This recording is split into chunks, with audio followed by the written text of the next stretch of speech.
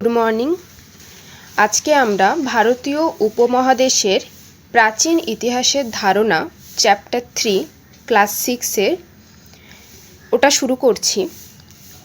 প্রথমত আমাদের জানতে হবে উপমহাদেশ কি। উপমহাদেশ বলতে কি বোঝায়? একটা বৃহৎ ভূখণ্ড বা একটি মহাদেশের অংশকে আমরা উপমহাদেশ বলতে পারি।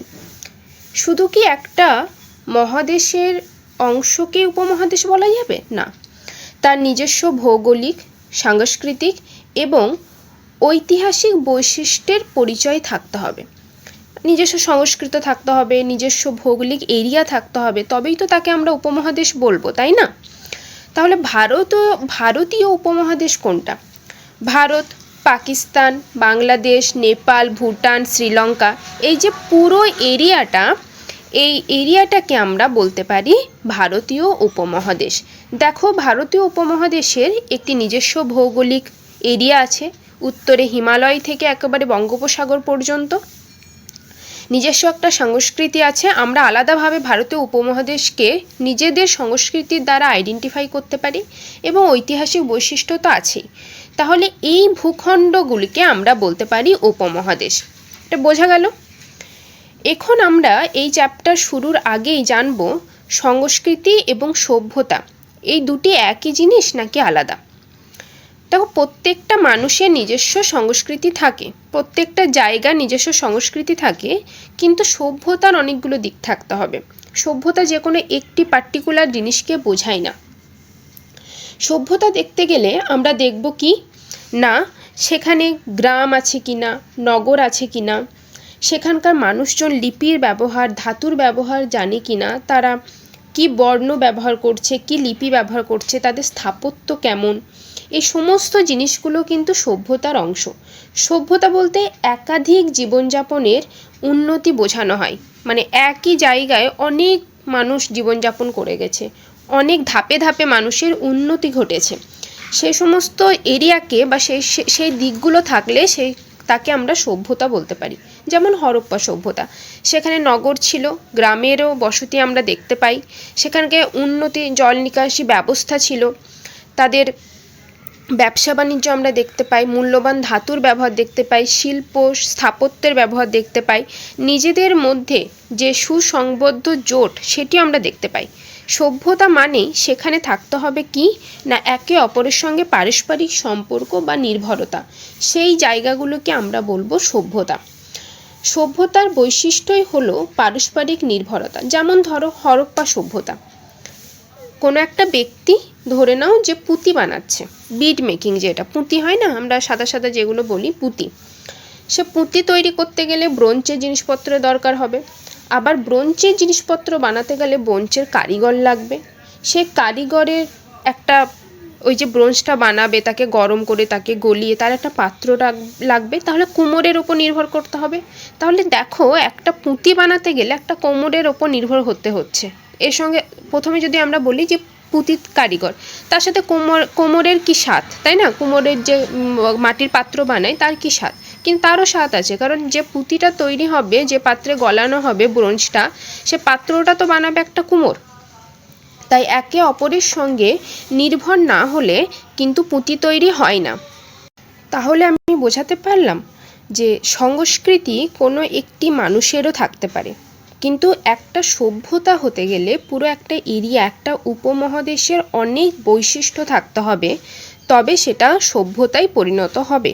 যেমন মেহেরগড় সভ্যতা, হরপ্পা সভ্যতা ইত্যাদি। তারপর আমরা আসব মেহেরগড় সভ্যতায়। মেহেরগড় সভ্যতা ছিল কৃষি নির্ভর সভ্যতা।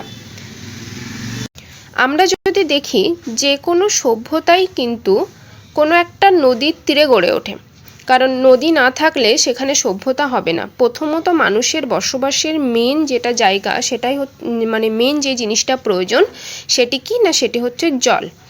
তো জল যদি পেতে চায় তাহলে নদী, সমুদ্র, এসব এরিয়াকেই খুঁজতে হবে। তাই মেহেরগড়ও ছিল কৃষি নির্ভর সভ্যতা। মেহেরগড়ের এরিয়াটা যদি তোমরা দেখো, তাহলে দেখা যাবে এই যে সিন্ধু নদ চলে গেছে, সিন্ধু নদ, হরপ্পা, দাবারকোট এবং তার ঠিক একটু পাশে মেহেরগড় সভ্যতা। এই যে বড় করে দেখা যাচ্ছে কি মেহেরগড় সভ্যতা। তাহলে এই এরিয়াতে আমরা যদি দেখি তাহলে মেহেরগড় সভ্যতা গড়ে উঠেছিল। এই সভ্যতা 1974-এ জাঁ ফ্রাঁসোয়া জারিজ এবং রিচার্ড মেডোর সহায়তায় আবিষ্কার করেন। সভ্যতা তো শুধু অল্প সময়ের জন্য গড়ে ওঠে না, তার প্রথম ধাপ, তারপর ধীরে ধীরে উন্নত হয় দ্বিতীয় ধাপ এবং শেষ ধাপে অবধি যায় এবং ধীরে ধীরে সেই সভ্যতারও কিন্তু ধ্বংস আছে। সেরকমভাবে মেহেরগড় সভ্যতার প্রথম পর্যায় বা প্রথম ধাপ যদি আমরা দেখি তাহলে 7000 থেকে 5000 খ্রিস্টপূর্ব পর্যন্ত এই সময়কাল ছিল। গম ও যব তারা সেই সময় ফলাতে জানতো। যেহেতু কৃষি নির্ভর সভ্যতা ছিল তাই খাবারের উৎপাদন তারা জানতো। তাছাড়া ছাগল, ভেড়া বা কুঁজওয়ালা ষাঁড় গৃহপালিত পশু হিসাবে তারা সেই সময় পালন করত। পাথরের তৈরি জাঁতা, শস্য পেশার জন্য যন্ত্র, যেটাকে ধান কল বা গম কল বলা হয়, পেশানো হয়, সেই পেশার কলও সেখানে ব্যবহার হতো। এছাড়া পাথরের ছুরি এবং পশুর হাড়ের যে যন্ত্রপাতি তা আমরা ব্যবহার করতে দেখি বা আমরা প্রমাণ পাই এই মেহেরগড় সভ্যতায়। কিন্তু সেই সময় কোনো ধাতুর জিনিস, এই প্রথম পর্যায়ে কোনো ধাতুর জিনিস কিন্তু মেহেরগড়ে পাওয়া যায়নি। তাহলে কৃষিকাজ হতে শুরু করে, পশুপালন হতে শুরু করে এবং ছুরি ও পশুর হাড়ের যন্ত্রপাতির ব্যবহার আমরা প্রথম পর্যায়ে দেখতে পাই মেহেরগড় সভ্যতায়। দ্বিতীয়ত আমরা যদি দেখি তাহলে পোড়া মাটির বাড়ি আমরা এই মেহেরগড় সভ্যতার প্রমাণ পাই। এছাড়া শুধু যে পোড়া মাটির বাড়ি ছিল তা না, বিভিন্ন গোলা বাড়ি যেগুলো বলি না, শস্য মজুত করা হয়, সেই শস্য মজুত করার বাড়িও আমরা দেখতে পাই। মানে এখান থেকে বোঝা যাচ্ছে যে দুর্ভিক্ষ বা বন্যার সময় তারা একটা স্ট্র্যাটেজিকে কাজে লাগাতো, আগে থেকে শস্য মজুত করে রাখতো এবং সেই মজুত করা শস্য তারা যখন তাদের খাদ্যাভাব দেখা দিত, খুব খরা হোক, খুব বন্যা বা দুর্ভিক্ষ, সেই সময় তারা কাজে লাগাতো। দ্বিতীয় পর্যায় শুরু হচ্ছে মেহেরগড় সভ্যতার 5000 থেকে 4000 খ্রিস্টপূর্ব। গম ও যবের পাশাপাশি এখানে কার্পাস বা তুলো চাষের প্রমাণ মেলে। প্রথম কিন্তু মেহেরগড় সভ্যতায় তুলো চাষের প্রমাণ পাওয়া যায়। মেহেরগড়ে মাটির তৈরি জিনিসপত্র হতো এবং সেটা প্রথমে হাতে বানানো হতো, তারপর ধীরে ধীরে কুমোরের চাকা মাটির তৈরি জিনিসপত্র আমরা প্রমাণ পাই। এছাড়া পাথর ও শাঁখ দিয়ে বিভিন্ন যন্ত্র তৈরি হতো যেগুলি আসতো কিন্তু বাইরে থেকে। তাহলে প্রথমে কিন্তু কোনো মূল্যবান ধাতু বা পাথরের আমরা সেরকম প্রমাণ পাইনি। পরবর্তীকালে বিভিন্ন ধরনের মূল্যবান পাথর এবং শাঁখ জিনিসের আমরা প্রমাণ পাই। যদি আমরা দেখি এই ছবিটায় তাহলে দেখা যাবে যে তারা কি সুন্দরভাবে মাটির পাত্র তৈরি করেছে এবং শাঁখের প্রমাণ আমরা পেয়ে থাকি।